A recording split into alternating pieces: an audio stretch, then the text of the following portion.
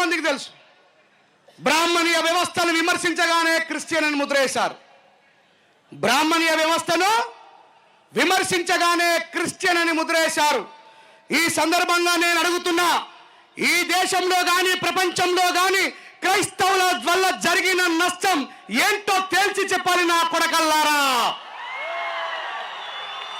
ఈ రాష్ట్రంలో కానీ ఈ దేశంలో కానీ మాకు విద్య రాకున్న ముందు, హక్కులు లేకున్న ముందు, చదువు రాకున్న ముందు ఈ దేశంలో ముందుగా క్రైస్తవ్యాన్ని స్వీకరించిన ఈ రోజు క్రైస్తవ బానిసలని మీరు మాట్లాడుతున్న ఆ బానిసలు ఈ దేశంలో బ్రాహ్మణులే. రెడ్డిలు క్రైస్తవం స్వీకరిస్తే బాధలేదు, చౌదరి వాళ్ళు క్రైస్తవ్యం స్వీకరిస్తే బాధలేదు. ఇదిగో ఈ మానమాదిగలు వేలాది సంవత్సరాలుగా మా పాదాల కింద బానిసలై ఉన్న వాళ్ళు ఈ క్రైస్తవ్యం తీసుకెళ్లి మంచి బట్టలేయించింది, విద్యాబుద్ధులు నేర్పింది, ఈ దేశం నుంచి విదేశాలకు వెళ్ళి చదువుకునే అవకాశాలను కల్పిస్తుందని తట్టుకోలేక ఈ రాష్ట్రంలో, మరి ఈ దేశంలో ఏ రాష్ట్రంలో లేదు, ఈ రాష్ట్రంలోనే ఉన్నటువంటి దళితులను విడగొట్టే ప్రయత్నం ఎందుకు చేస్తున్నారో ఇక్కడ ఉన్నటువంటి మాలామాదిగా దళిత సహోదరులు గుర్తుపెట్టుకోవాలా. మనం క్రైస్తవ్యంలోకి వెళ్ళినా, మనం ఇస్లాంలోకి వెళ్ళినా, మనం దేంట్లోకి వెళ్ళినా దళితులు కేవలం బానిసలుగానే బతకాలనేటువంటి ఆలోచన విధానం వాళ్ళలో ఉంది. ఈరోజు దళితులకి, దళిత క్రైస్తవులకి ఎస్సీ హోదాను రద్దు చేయాలని, వాళ్ళకు ఎస్సీ హోదా ఉండొద్దని మాట్లాడుతున్న ఊర కుక్కలను ఈ సందర్భంగా నేను ఏలూరు సభ నుంచి ప్రశ్నిస్తున్నా. ఏం చేసిండ్రు ఈ దళితులు? ఏం చేసినా మనం ఈ దేశానికి కలిగించిన నష్టం ఏమిటి? అక్కడికి వెళ్ళి ఈ సందర్భంగా ఇట్లా మాట్లాడుతున్న దళితుల మధ్య ఉన్నటువంటి వైరుధ్యాలు రేపడానికి రెంజర్ల రాజేష్ వచ్చిందని చెప్పి మీరు అనుకోకండి. నేను మీ కుటుంబ సభ్యుని, మీ రక్త సంబంధికుని కాబట్టి, మీ బాధని నా బాధ అనుకున్నా కాబట్టి ఇక్కడ దాకా వచ్చినా గుర్తుపెట్టుకోండి. ఈ సందర్భంగా ఒక మాటని గుర్తు చేస్తా ఉన్నా. ఈ మాట కొద్ది మందికి నొచ్చినా సరే, రెంజర్ల రాజేష్ అనేటోడు మోటుగా, ఘాటుగా, సూటిగా నిజాన్నే మాట్లాడతాడు. అయ్యా, విజయవాడలో ముస్లిం సహోదరులకు అన్యాయం జరిగినప్పుడు, ఎన్ఆర్సీ తీసుకొని వచ్చినప్పుడు మనమందరం ముస్లిం సహోదరులకు మద్దతుగా ఉన్నామా లేదా? గట్టిగా చెప్పండి. ఢిల్లీ నడిబొడ్డున పంజాబీ రైతులకు అన్యాయం జరిగితే మనం రైతుల పక్షాన నిలబడ్డామా లేదా? ఇగో దళితులలో ఉన్నటువంటి ఈ తెగింపే వాళ్లకు నచ్చడం లేదు. దళితులలో ఉన్న ఈ తెగింపే వాళ్లకు నచ్చడం లేదు. కానీ నా దళిత సహోదరులారా, మీరు మంది కోసం తెగించేటువంటి సాహసోపేతాన్ని మనపై జరుగుతున్న అన్యాయాన్ని తెగించడంలో విఫలమవుతున్నారు, గుర్తుపెట్టుకోండి. ఈ సందర్భంగా రఘురామరాజు, అదే నాయన పేరు, అయ్యా రఘురామరాజు గారు, మీరు రాజుల కుటుంబంలో పుట్టిన బానిసని చెప్తున్నా. మిమ్మల్ని రాజుకు ఉండాల్సిన లక్షణాలు మీకు లేవు. ఈయన 20 సంవత్సరాలుగా ఆంధ్ర తెలంగాణ దళితులకు అన్యాయం జరిగినప్పుడు వాళ్ళ పక్షాన నిలబడ్డ దాఖలాలు లేవు. ఉన్నాయా? అయ్యా, మరి ఎందుకు ఈ రోజు మా వాళ్ళు కొంచెం తెల్లగా బ్రతకగానే మీరు ఓర్చుకోలేకపోతున్నారు? ఈ సందర్భంగా బైబిల్లో ఉన్నటువంటి ఒక మాటను గుర్తు చేస్తా. ఇగో ఇప్పుడు వీడియో ద్వారా బయటకు పోగానే చూడరారే రెంజల రాయేష్ క్రిస్టియన్ అంటే మీరు నమ్మలేరని. ఒరే పిచ్చినా కొడుకులారా, వేద ఇతిహాసాలు చదివినా, ఖురాను చదివినా, భగవద్గీత చదివినా, బాబాసాహెబ్ చెప్పిండు కాబట్టి బైబుల్ కూడా చదివినా. యోహాను సువార్త 2వ అధ్యాయం 13వ వచనం నుంచి 16వ వచనం వరకు గుర్తు చేసుకోండి. యేసు ప్రభు వారే సాక్షాత్తు, ఎవరు? యేసు ప్రభుల వారే సాక్షాత్తు తన తండ్రి మందిరాన్ని వ్యాపార కేంద్రం చేస్తే కొరడా పట్టుకొని కొట్టిండు, గుర్తుపెట్టుకోండి.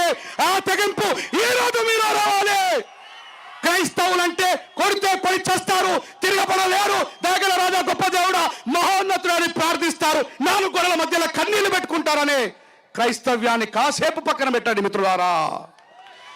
సాక్షాత్తు మీరు దైవమని భావిస్తున్న యేసు ప్రభువుల వారే కొరడా బట్టి కొట్టి తన తండ్రి మందిరాన్ని సుస్థిరపరిచిండ్రా లేదా? మరి ఈరోజు ఇదే క్రైస్తవ్యంలో వ్యాపార కేంద్రాలను ఏర్పాటు చేసుకుంటున్న వాళ్ళు ఎక్కడ? కేవలం సువార్తలాగా ప్రకటిస్తూ అగ్రకులాల్లో ఉన్నటువంటి గుండాల చేత పేడ నీళ్లు జల్లించుకొని దెబ్బలు పడుతున్నటువంటి మీరు. 10 సంవత్సరాల నుంచి చెప్తా ఉన్నా, దళిత క్రైస్తవులనే చంపుతారు అని నా మాట మీలో ఎంతమంది విన్నారో నాకు తెలియదు. ఈ రోజు మీరు ఆ రోజే ఒకవేళ ఆలోచన మొదలుపెట్టి తిరుగుబాటు చేస్తుంటే ఈయన ఒక ప్రవీణ్ పగడాల మన మధ్యలో కూర్చునేవాడు, గుర్తుపెట్టుకోండి. ఇంకా ఎంతమంది ప్రవీణ్ పగడాలని కోల్పోతామో మీకు తెలియదు. ఈ రోజు కూడా చెప్తున్నా, రేపు నేను కూడా బతుకుంటానో లేదో తెలియదు, కానీ చావుకు భయపడే వంశంలో పుట్టలేదు, చావుని ఎదురించే వంశంలో పుట్టిన, గుర్తుపెట్టుకోండి. మీరందరూ కూడా అదే రక్తము, అదే ఖైద భావాధారం నుంచి ఉద్భవించిన వ్యక్తులు. క్రైస్తవులు అంటే పిరికి వాళ్ళు కాదు, తిరుగుబాటు చేసే వాళ్ళని ఈ సమాజానికి తెలియజేయాల్సినటువంటి అవసరం వచ్చింది.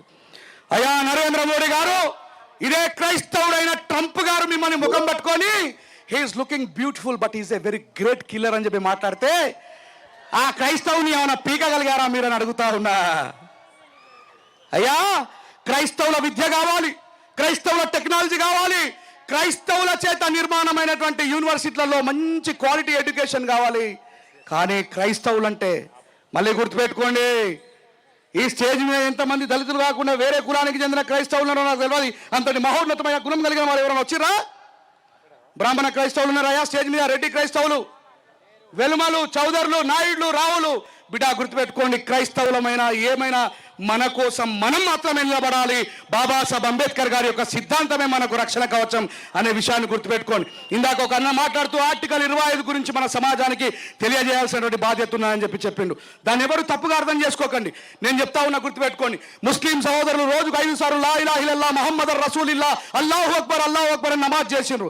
ఈ దేశం నుంచి ప్రపంచ దేశాలు కూడా ఎన్ఆర్సీకి మద్దతు ప్రకటించాయి. కానీ వాళ్ళని కాపాడింది ముమ్మాడికి బాబాసాహెబ్ అంబేద్కర్, భారత రాజ్యాంగాన్ని గుర్తుపెట్టుకోండి.